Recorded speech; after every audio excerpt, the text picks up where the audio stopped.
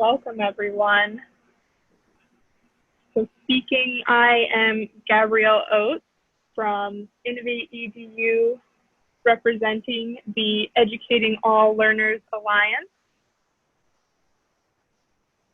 Before we get started, I just wanted to go over some things that you'll notice here. So as you can see, you will all be muted throughout today's webinar.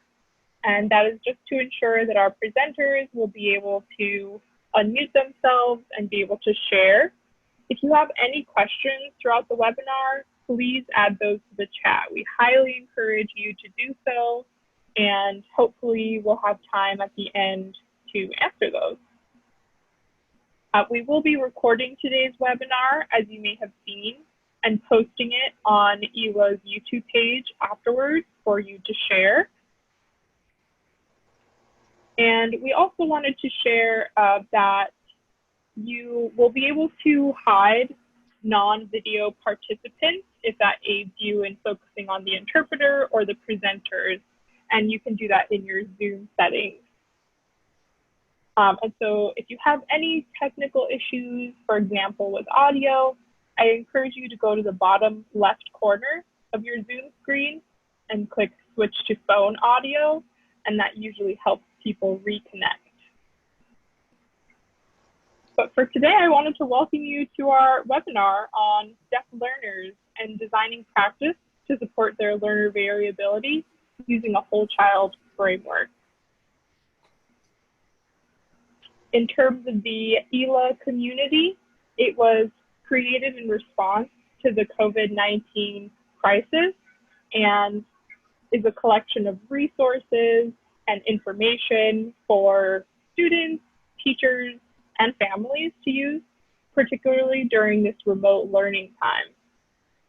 We have a few of our founding partners here, some of which are joining us as presenters on today's webinar, as well as a growing list of over 50 partner organizations. And for today's speakers, I'm going to go ahead and pass it over to my colleague, Barbara.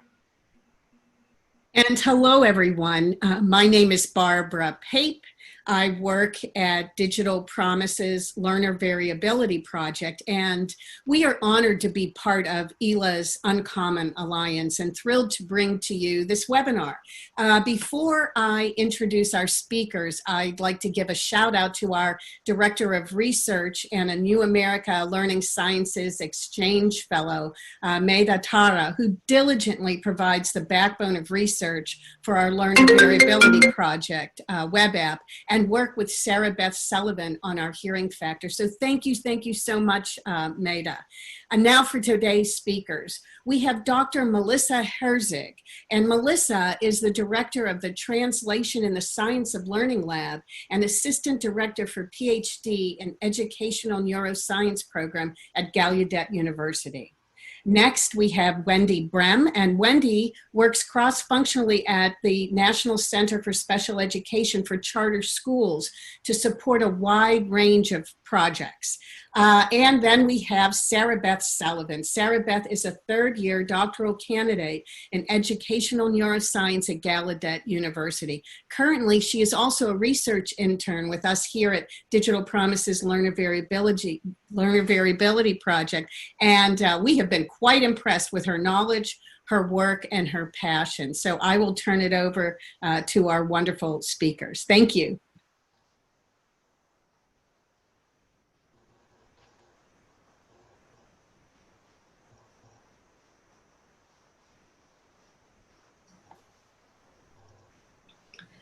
Hello, everyone. I will be signing for today's webinar, and I have an interpreter speaking for me. Again, thank you for inviting me to the panel. I'm very proud of our student, Sarah Beth Sullivan. She's done a great job as an intern at Digital Promise, and it's a great partnership with ELA. I'll start off by talking about deaf students and their backgrounds. Deaf students are not simply students who can't hear and need accommodations. There's so much more variability in deaf students' background in terms of their upbringing, their school, their environment, and their own experiences. And so that's something that we'll talk about today.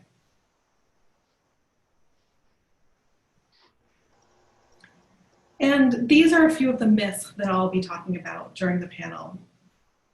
One is that all deaf children have similar backgrounds. And then we'll talk about the second two myths in later slides. So who are deaf and hard of hearing students?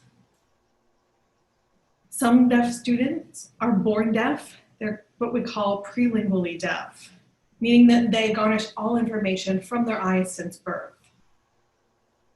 Some deaf people have a language foundation in English, they can hear well, and then become deaf later in life. That could be at 3 years old or later at 6 or 7. Some deaf students can hear a little bit, maybe out of one ear, or they can hear minimally bilaterally, but sometimes that is enough to miss a lot of content, even though they do have a lot of hearing. Some students use adaptive listening devices, whether hearing aids or cochlear implants, and need different types of supports based on those listening devices. Some hear more than others. Also, the language experience for deaf students is different. Some students start with an oral approach, speaking and listening. And then once that doesn't work, later in 3rd or 4th grade, maybe, they will transition to learning sign language. Some students are used speaking and listening until even middle school or older than that. Other students are born signing, meaning that their parents have either learned sign language then when they found out they had a deaf child, or their parents already signed and they had access to American Sign Language from birth. Other students may be deaf-blind and use protactile sign language in order to communicate. Protactile meaning a hand cell provided in the hands. Some students may be bilingual, knowing English and ASL, some trilingual, maybe their parents speak Spanish at home. And again, deaf students may know 2-3 languages or even more. Some may have limited access to language, and they may have struggled listening and speaking growing up, and then transition to learning sign language later in life. Or didn't have much access during their critical period to language, which is what we call language deprivation, which has a huge impact on the child's language, especially during that critical period. They also have different educational backgrounds. They may have been educated in a public school setting or in a deaf school setting. Some students are the only deaf person in their entire school, or they may have self-contained classrooms where they have deaf peers. They may also have gone to an oral school for the deaf where they do have deaf peers, but their language modality is speaking and listening. Or they may have gone to a deaf school where everyone signed. And so again, that has a huge impact on a deaf child's language experience, their education, their learning, their social emotional skills, as well as their ability to attend to information, whether that be their literacy, whether that be attending to the interpreter and the speaker. Again, all of these things can have a huge impact on the deaf child.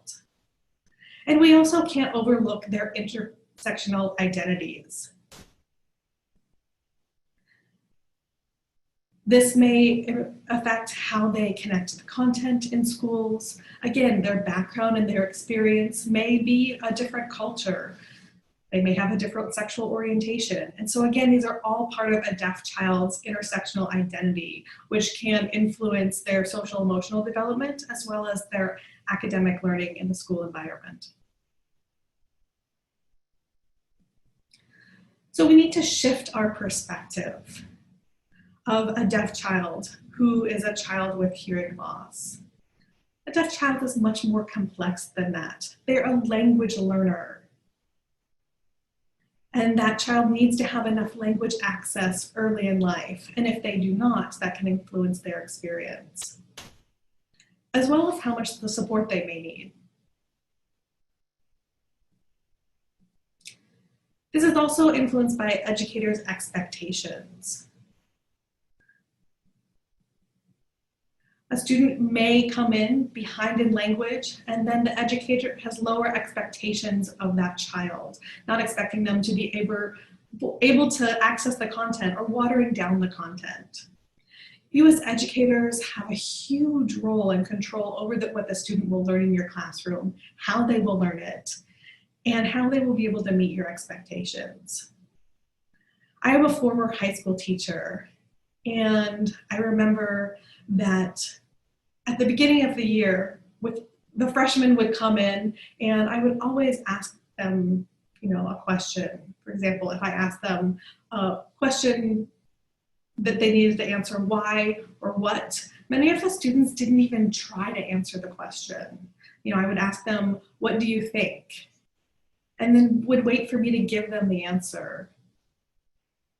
Because they had experienced teachers who before would just fill in the gaps that they didn't have. And so I remember that experience. And so it's so important for us as educators to not assume that children can't think critically, because that can influence their motivation and their ability to rise to the challenge. And I love this quote from Tom Humphreys. Let's shift our perspective toward deaf and hard of hearing individuals from disabled students to language learners. And just make sure that they have a variety of ways to access the curriculum and the materials, whether they are using written English, spoken English, or sign language. It's also important to be mindful of how we write IEP goals. I've seen this many times, and it's one of my pet peeves. Often people will write, because this person is deaf, they are behind in reading, and we need to set these goals for that particular student. And it's not because that student is deaf. It will be because of the language access they've had and the teacher's expectations.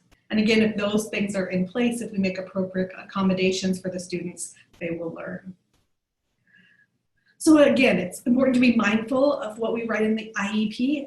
It's not because a person is deaf, but it might be because that they have had limited access to the curriculum or limited language exposure and not getting the accommodations they need. Let's now shift to the next myth.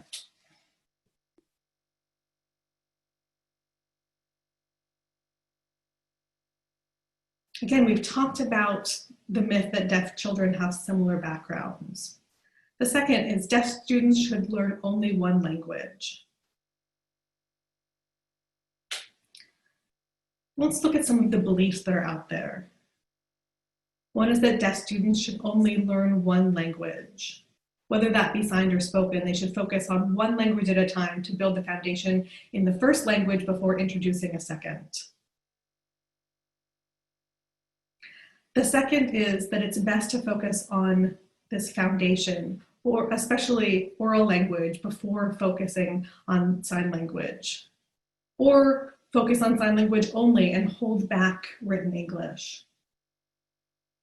Another belief is that exposing two languages or more will confuse the child.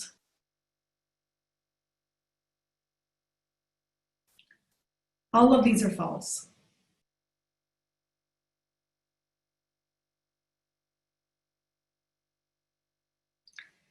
Through the Science of Learning Center Visual Learning Visual Language, we have years and years of research, over 40 years of research that show that you can introduce 2 to 3 languages to a child, and the earlier the better.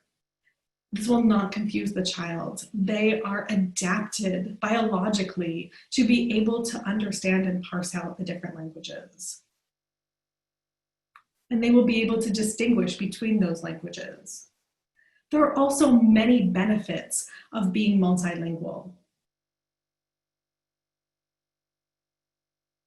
Just like there are benefits to children who speak more than one language, there are benefits to children who know multiple languages and multiple modalities.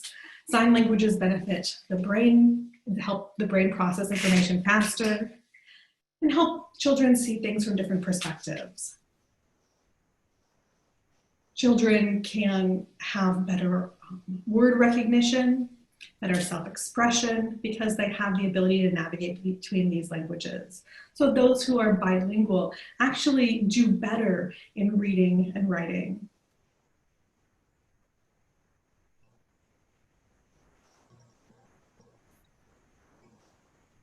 And when we looked at Petito's Brain Lab and the research that came out of BL2, we found that there is a huge bilingual advantage for those who know 2 languages over 1. This especially benefits readers. They read earlier and have, critical strategies of how to be able to read and read quicker. And so again, withholding one language and waiting till a child has a foundation in the other first doesn't work. It's important to introduce English and sign language early in a child's life. There are many people who believe that providing sign language for a child will affect their literacy skills and their ability to acquire spoken English. But what we know is that the exact opposite happens, that children who are provided with sign language learn to speak better and do better in school.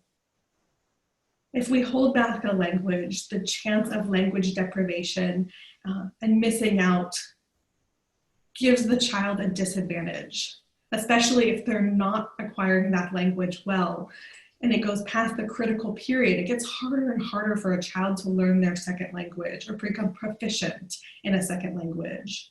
And so don't wait. Start exposing the child to as many language opportunities as possible so that they can do well and pick up those languages in the critical period.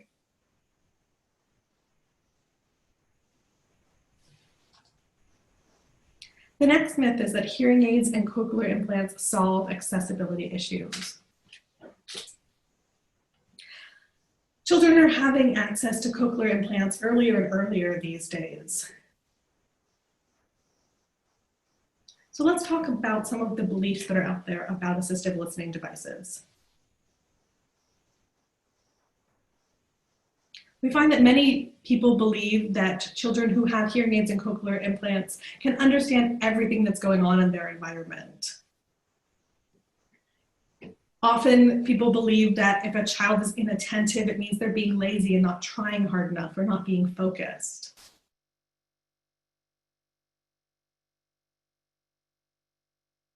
Often people believe that with cochlear implants and hearing aids, we can focus on speech only and not provide sign language. And people believe that if a child then needs it later, they can be exposed to sign language later.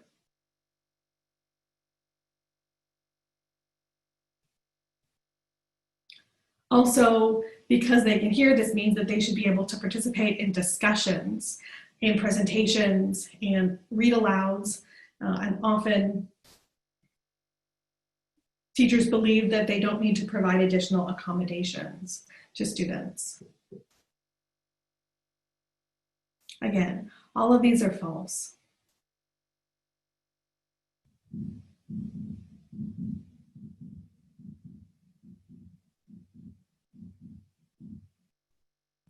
A child's ability to do well with an assistive listening device depends on their own background. If a child loses their hearing later in life and already has a background in spoken English, they might do better with a cochlear implant or hearing aid once they've been trained to use that device. And most of those students might do okay because they already had access to language from birth. What we know is that students who already have access to language, whether that be spoken language or a sign language from birth, and then get a cochlear implant, those students who already know words and then transition to a spoken language already have a basic understanding of how language works. And so most of those students do better if they're provided with sign language before getting a cochlear implant.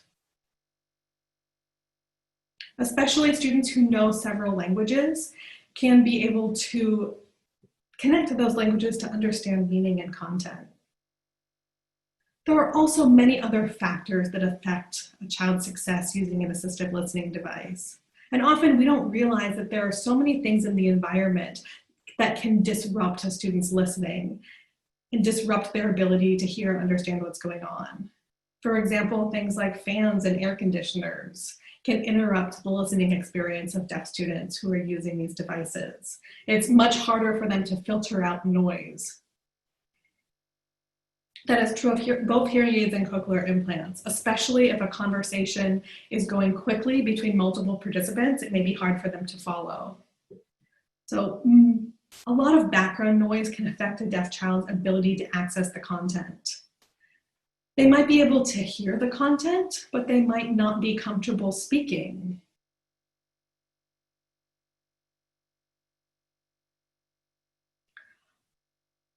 Or a child may be comfortable speaking, but it's hard for them to understand others. Research also shows that 30 to 40% of those with a cochlear implant still need additional accommodations, especially things like having a teacher of the deaf do some pre-teaching or post-teaching of the content. 30 to 40% of people say that CIs feel, or 47 to 50% say that they feel like they did not benefit from a cochlear implant or hearing aid. And so that's not always the answer. It's important for us to think about that when we are giving accommodations to students and make sure that the classroom is fully accessible to them. Students benefit from more access than less. Often, the more access that you give to a deaf child, the more access everybody has in the entire classroom. Universally designed instruction helps all students, especially students who have English as a second language, or students who come from other countries and are newly acquiring English. Again, all of these accommodations for a deaf child also accommodates everyone else.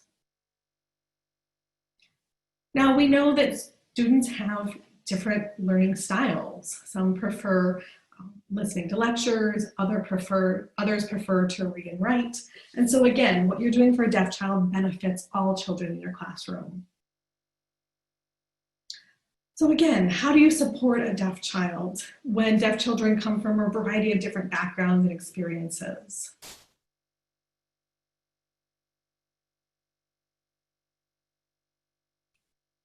We have FAQs that are posted on VL2's website. You can look at our family organization. We have a lot more information that's posted there. And I recommend that all of you look at that website in order to see the several research briefs that we have on various topics. There's a link on this slide, and after the webinar is finished, you will receive access to the slides. Sarah Beth will be sending that out with the links, and so feel free to explore on your own after this webinar. Again, Barbara will send that out, and Sarah Beth and Wendy both have a lot more ideas and strategies to share with you about how you can accommodate students better in the classroom, especially during these times of distance learning, where students may be at home, accessing their classroom from a laptop. Both Sarah Beth and Wendy will talk through how to use those strategies. Thank you.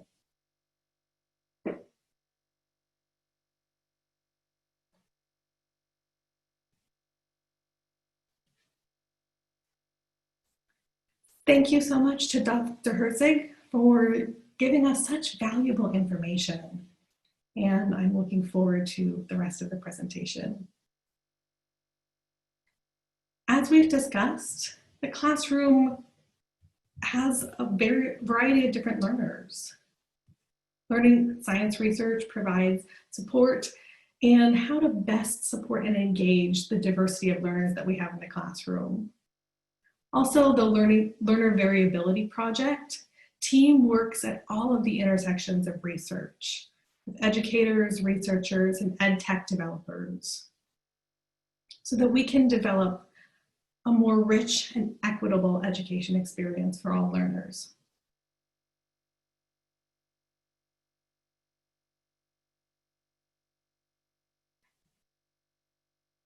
We also know that there is no one profile or set of profiles for learners. Each student can vary on a number of factors that have been shown to impact learning. So here you can see how two students can remain generally similar, but still have unique areas of varying skills and needs. So for example, the student on the left with strategies to support decoding skills, also for long-term memory. They need both types of support in the lesson plan. But if you provide those supports, that can support both the student on the right and the left, and even all students in the classroom. Here at the Learner Variability Project, we recognize that learning sciences research provides insights into how best to engage our full diversity of learners. Consequently, we translate this ever-growing research into easily accessible factors and strategies that can inform both product design and classroom practice. So the research-based factors and strategies together comprise our learner models. And these models are free, open source, and based on a whole child framework. I will now switch over to speaking because I'm going to show the learner models to all of you. Okay, so now I'm going to show you how to utilize the Learner Variability Navigator, or the Learner Variability Project's Navigator and the Learning Needs Explorer that teachers can use to benefit their planning. By clicking on this link, it will bring you to the Learner Variability Project's homepage, and I'm going to share my screen so that you can view that.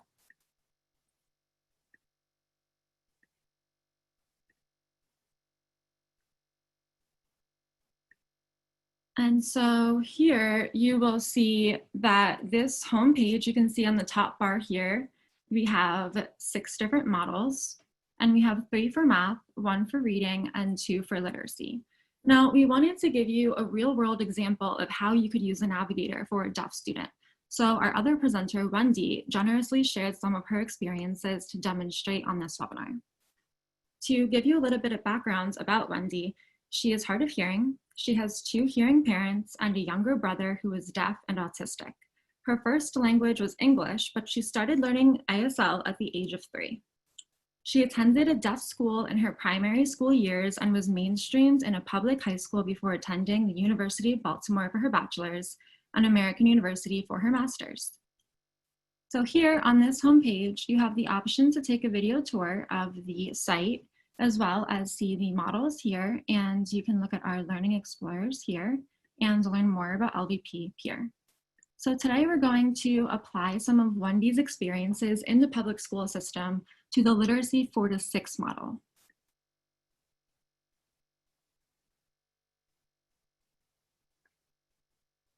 So here you'll see that each model has 3 different themes that comprise the different skills and concepts that students should be acquiring in these grades. If you follow the Factor tab, you will see a list of factors that are encompassed in 4 categories: student background, social and emotional learning, cognition, and literacy. If you hover over a strategy or a factor, you'll see what other factors they're related to. Each factor has a research-based connection with these factors that are lit up in their respective colors, and that just demonstrates that there's research that shows that those 2 things are related. So for instance, if we click on hearing, we can go down here, and on the right, you can see a breakdown of how here at LVP, we define hearing loss and auditory processing disorder, and a little bit more information about hearing. And on the left, you can explore a little bit more about our factor connections. For instance, if you hover over one of them, you can see a small blurb about how that can be related to hearing. Or you can go over to writing skills. And you can just see a brief statement about how those are related. And below, you can see research-based strategies specifically for that factor. And I'm going to review the strategies right here on the strategy tab.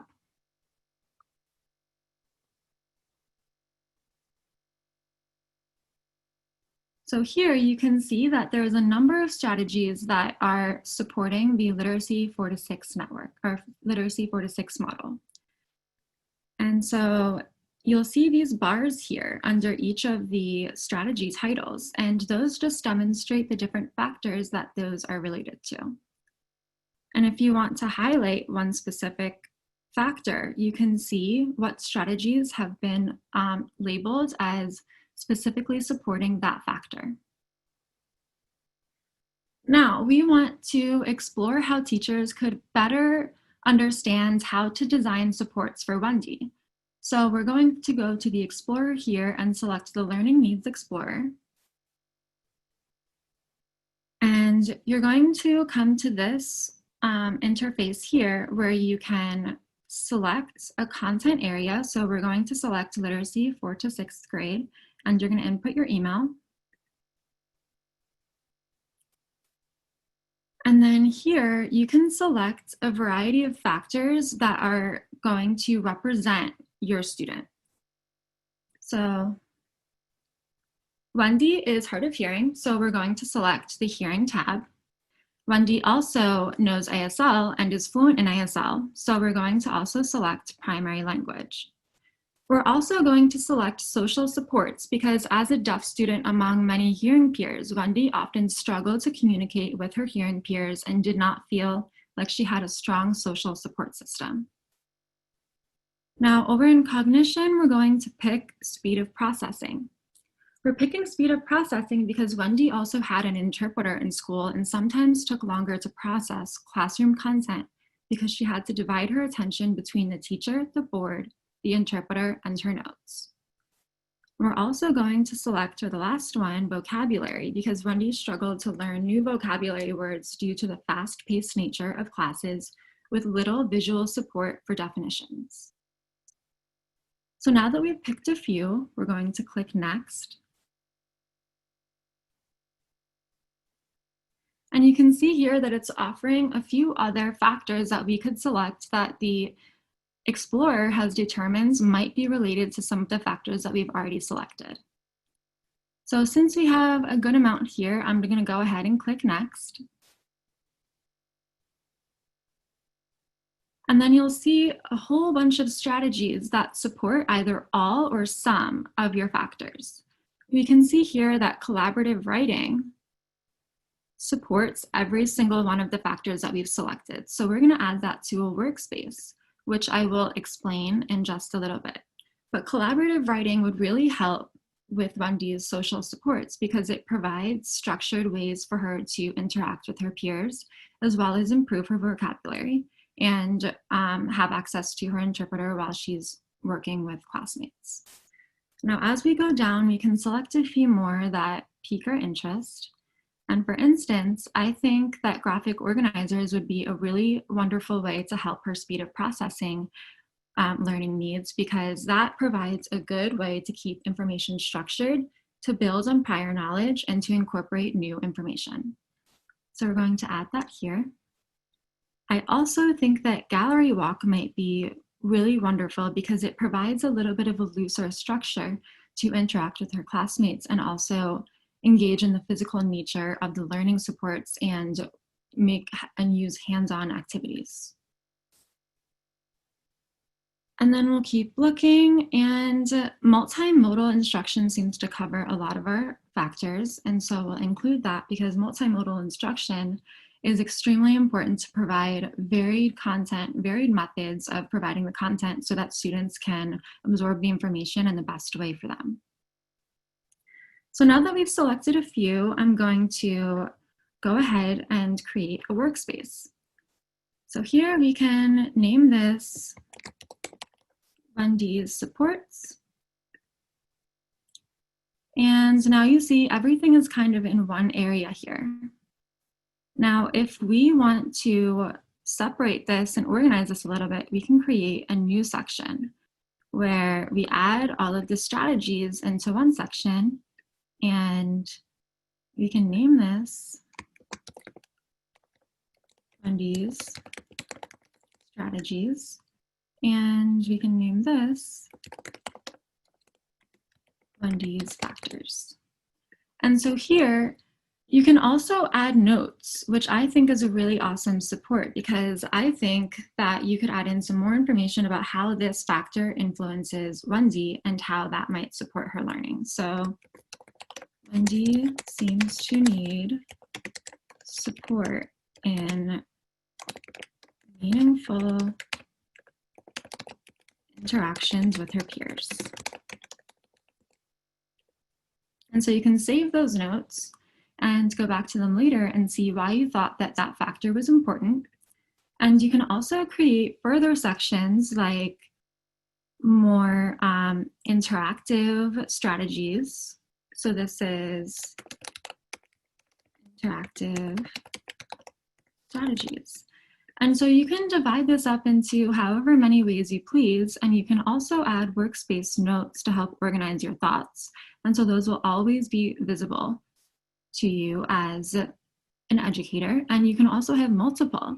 And I'm going to show you one other workspace that we have developed that supports teachers in organizing their lesson plans. So this one is titled Supports for Learners with Disabilities in a Distance Learning Context, which might be really helpful for all of you. So if you guys want, we're happy to share this workspace with you. So here you have clickable links where you can click curated list of special education resources, and we have different categories of supports like attention and memory supports. And they're also, you can see, divided by their models. So Graphic Organizer was specifically found to support the Literacy 4 to 6 model, whereas Movement Breaks was found to be more supportive for the Math 3 to 6 model. So as we go down here, we can see that we have some of these awesome supports, and they're tailored to math, writing, etc.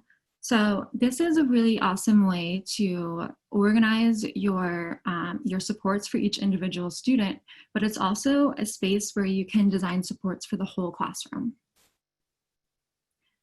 Now I'm going to stop sharing and switch that back over to Gabrielle, and we can go over our other slides.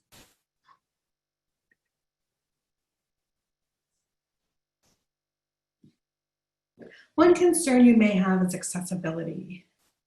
For example, do students have access to supports, be they auditory or visual, things like captioning access to videos? Whether that be captions that have been professionally created or the YouTube auto captions, which may or may not be correct. The second is socialization with peers. This is so important for a child's development. But again, often there are limited opportunities for meaningful interactions with peers during distance learning. And that can be a big concern, especially for deaf students. Another is parental support. The student's parents may work. They might also not be knowledgeable about the content areas, or they may be busy with other siblings. The parents may not, or the students may not have enough parental support. Another is digital literacy. Teachers may rely more heavily on text or independent work, and students may need additional support, especially more support with reading or detailed aspects of reading. Also, home environment. We never truly know a student's home situation. We don't know if they have siblings, how many computers they have access to, and what kind of supports they have in learning if they're not in a quiet, clean, and well-lit area, ready to attend class and have that opportunity to socialize with their peers. The final thing that's so important is access to technology. Do they have good Wi-Fi? Do they have access to Wi-Fi at all times? And how many computers do they have at home? Are those computers equipped with webcams? So there are so many issues with technology that you may not be aware of when the students are at home. And so it's important to keep that in mind when designing your lesson plan, especially for distance learning.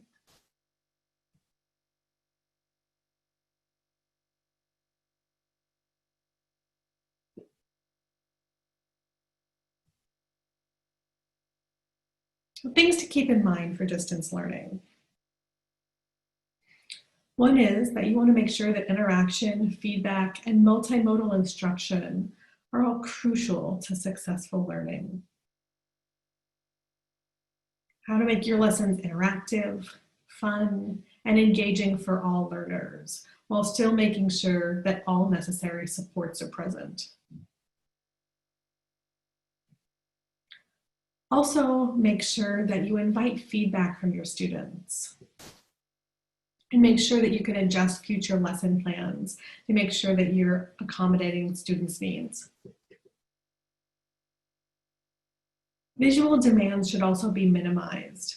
Deaf students often have to multitask with several demands, which are higher for deaf students, as they must to attend to the interpreters or use the assistive listening devices, in addition to that same visual information hearing students are presented with.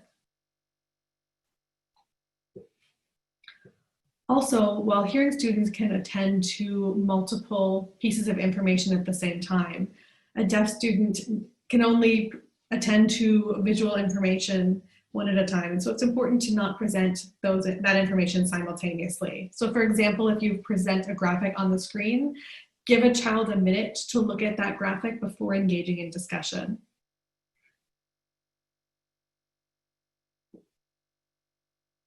Also, there may be lags in internet connection. So it's important to make sure that the lessons are always recorded and available for students once that lesson is finished, so that the student can go back and rewatch that. The interpreter may have been hard to see, especially if they didn't have quality Wi-Fi at the time. So it's important to record that information so the student can refer back to that lesson.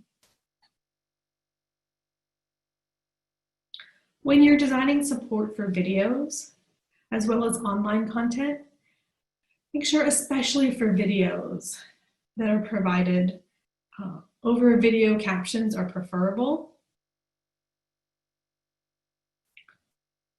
But when you have a long video, make sure that you also have a full transcript that is available so that students can read the content after. Often students will have a hard time attending to both the visual content that is presented as well as the captions and may not be able to remember all of the content. So it's important to have a transcript available after the student watches the video. I want to thank the National Deaf Center for so many valuable resources that we've included on this webinar. And now we'll turn it over to Wendy Brum.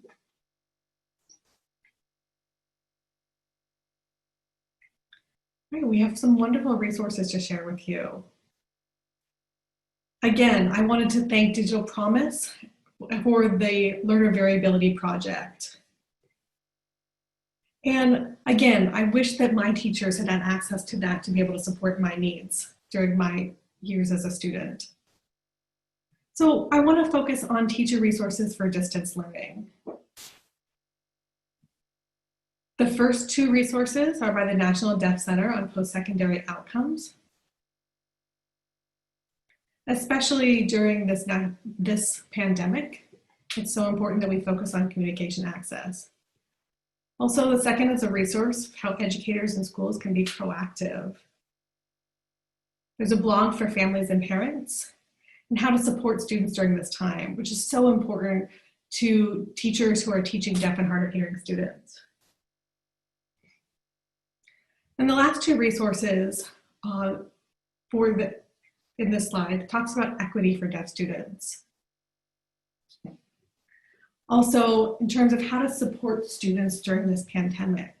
These are great online resources for both teachers and schools to make sure that the information is both equitable and accessible to students, especially on distance learning platforms. So there are resources for signing deaf students. Again, there's an FAQ for teachers and educators on how to best support these students. Also, a great remote learning page that talks about supporting students in K through 12 and college environments. The Learner Variability Navigator that Sarah Beth just showed us will help students whether they are in a signing or a spoken English environment. And also, as Melissa showed us, VL2 that has family information as well as information for teachers.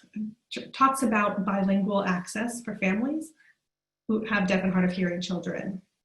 ASL Clear is also a fantastic resource for signing deaf students to make sure that there are accessible and accurate signs for STEM concepts. Next slide, please. The next slide is resources for oral deaf students.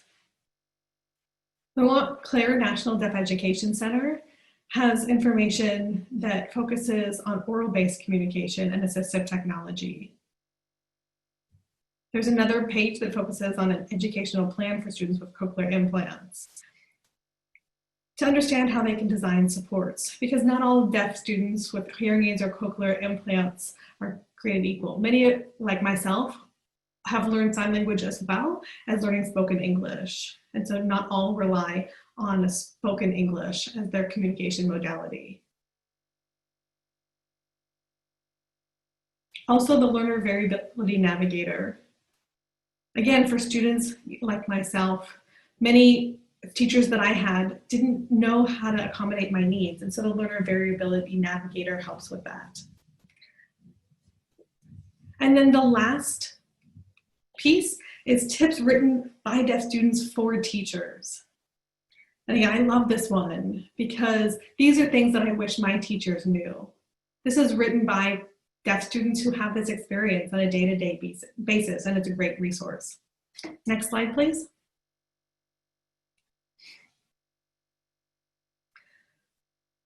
There are a lot of resources that focus on Black, Indigenous, people of color. It's important to provide cultural content in the classroom and to be able to bridge the gap between cultural differences between the teacher and the student, to have inclusive deaf education, to make sure we think about including equity and cultural experiences in your lesson plan, and how can we make sure that students are included regardless of their background. There are several statistics out there. For example, 40.6% of Black deaf people are unemployed. Also, many of them have experienced bullying and discrimination in the classroom. And the intersectional impact of gender, race, and disability results in underemployment and lower earning, particularly for Black deaf women and deaf people with additional disabilities. So it's worth our work to make sure that our classrooms are accessible and equitable, and always keeping in mind intersectional differences. Not just how a student accesses information, but considering their entire intersectional identity. So that's all I have for now. Again, I wanted to thank everyone for sharing these resources with you. This is a great opportunity. I wanted to thank both Dr. Herzig and Sarah Beth for sharing with us today.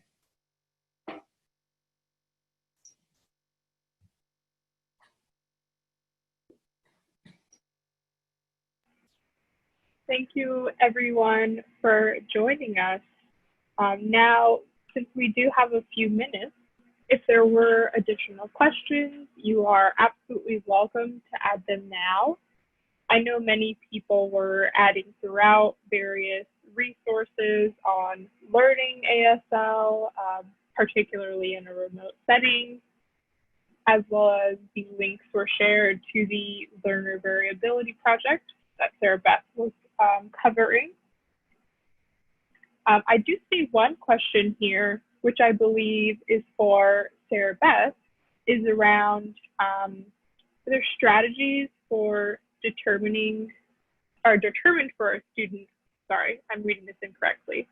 After strategies are determined for a student on LVP, is there a way to share those strategies with other teachers?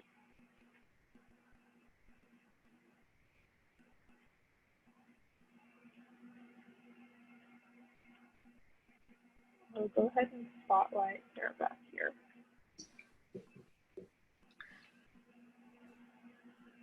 All right, so when you get to the strategies page, once you've added that to your workspace, you can then share that with other teachers through the share function. And so if you put in their email, you can share your workspace and they can develop their own.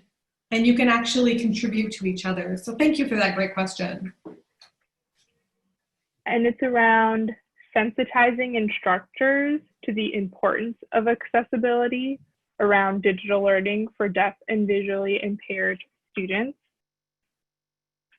Would one of our presenters prefer to cover that one?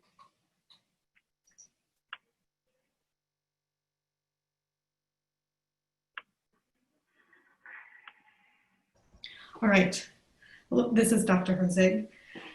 Really, in terms of education, many educators have assumptions about what to do with deaf students. There are so many assumptions out there, especially if students are in a mainstream environment or a class alone with hearing peers.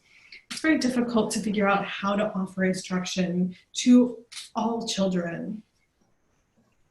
And so again, we really have to educate our colleagues to share links, for example, things like were presented today, and to remind them that it's not just because if a student has listening technology or interpreters, that doesn't necessarily mean that that's giving them enough accessibility.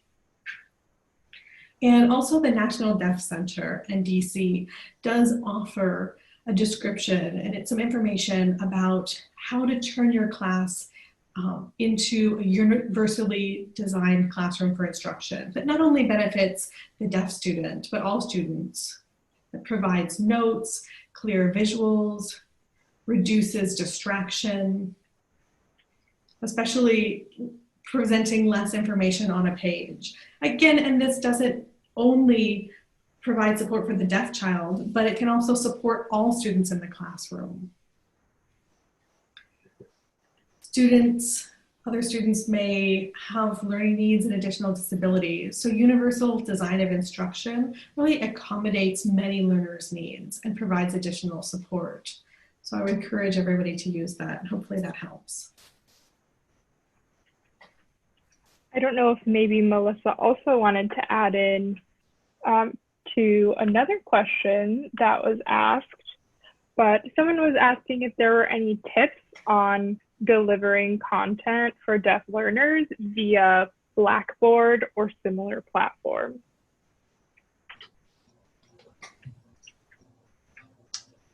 Gabby, could you switch the spotlight to Melissa, please? Yes.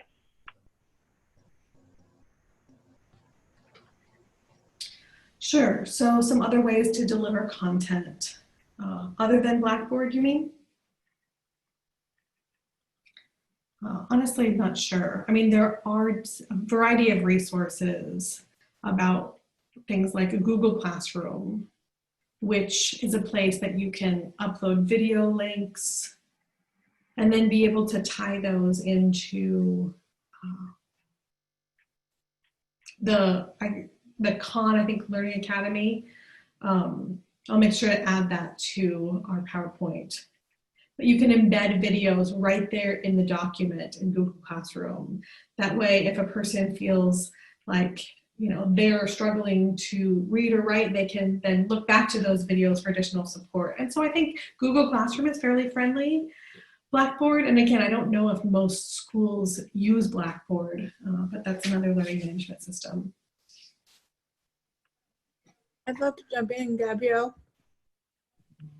I saw one more question about which approach is best, narrated text, captioning, or video only. And I want to share that I personally benefit from multi support. So like if a video has captioning also, I benefit a lot from that. I think especially during this time with distance learning, we value that a lot more, During Zoom meetings, having captioning available, having a backup transcript is also good to have.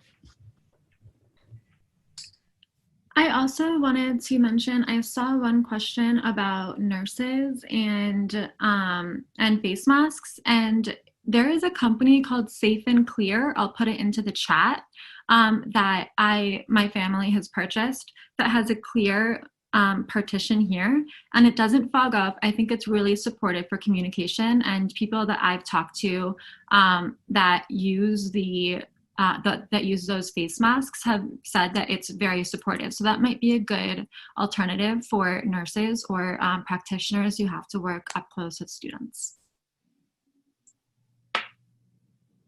I also saw another question in the chat, which we actually address in our next slide.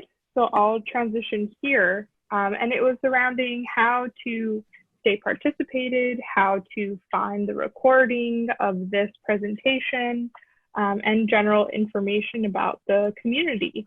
And so this here has links to ELA's website.